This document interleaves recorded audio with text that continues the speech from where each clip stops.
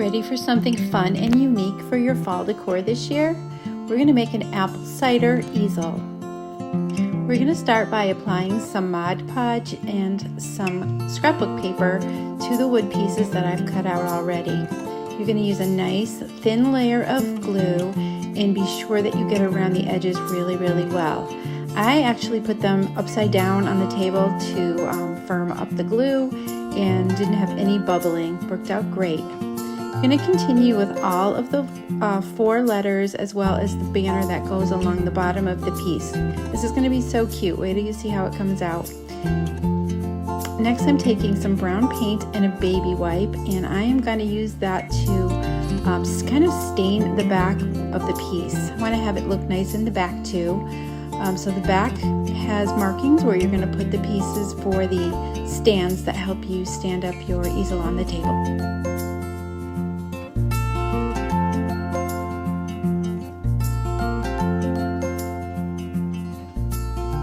Set that aside to dry, and now we are painting the letters and the other seasonal icons that go on the front of the pieces that we decoupaged with Mod Podge and scrapbook paper earlier.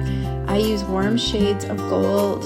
I used a deep red and a couple different greens. I think there's also some white, a little tiny bit of black, and I think those are, a little tan too. So I went around and painted all of these using a sponge. And the reason that I like to do that is because it really helps to keep the paint from bleeding over the edges of your pieces. I'm kind of a sloppy painter. I'm the first one to admit it, but this really helps make my my painted things look nicer. I did go over the R in that apple with a lighter color later on. I thought it just looked a little bit too dark. And it didn't pop on the paper that I put it on later, but just take your time, use a nice light touch and tap your paint on all of your pieces. If you need to do a second coat, you can do that too.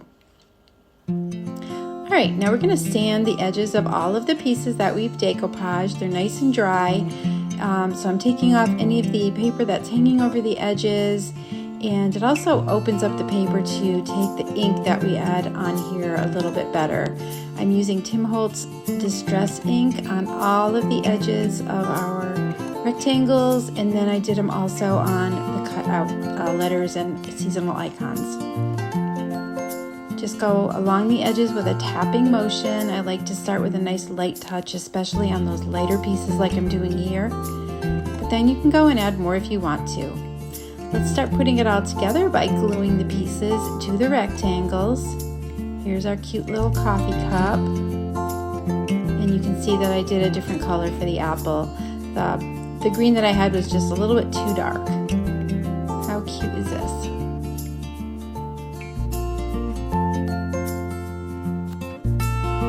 Next, we're going to work on our candied apple. You could do that in green apple if you wanted to and make the bottom part red. And the D. Continuing on with our R. And that has a little accent of apples on it too.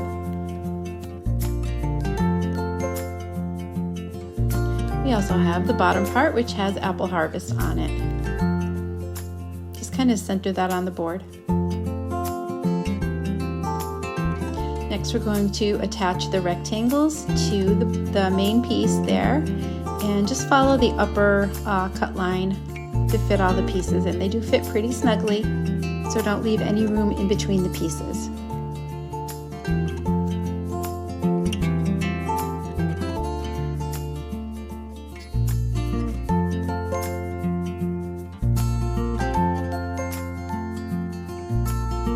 Next, I added some white accents around some of the wood pieces. Just kind of a line and a couple of dots. Just adds a little bit of brightness and life to your piece. It's really easy to do. Almost forgot to put that cinnamon stick on there. I made a very small bow, trimmed it a little bit, and put that right there on the stick from the candied apple. We're almost done. Isn't this cute? All right, let's put the stands on the back. You can follow the lines that are etched into the wood there.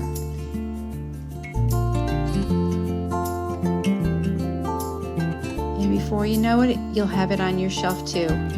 Thanks for watching. Be sure to follow me on YouTube, on Facebook, and Instagram for more creative inspiration. Thanks for watching.